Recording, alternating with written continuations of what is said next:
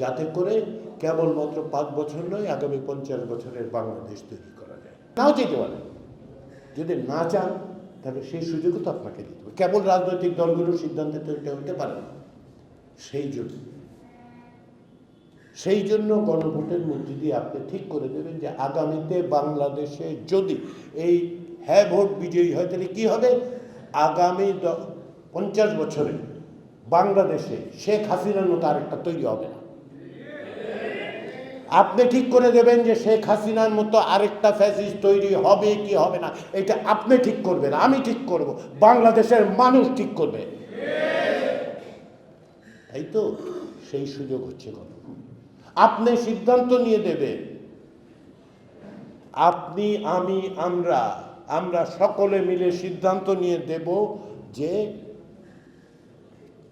রাষ্ট্রপতি চাইলেই কাউকে ক্ষমা করে দেবেন, সেটা হবে না।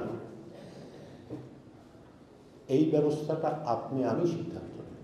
ফলে গণভোটের প্রশ্নটা কেউ যদি বলে গণভোট কি, আমি এখানে জেলা প্রশাসকরা আছেন, তাদের প্রতি আমার অনুরোধ, সেটা হচ্ছে যে খুব সহজ ভাষায় যেটা সত্য কথা, যেটা মানুষ বুঝবে, সেটা হচ্ছে মানুষের কাছে আমরা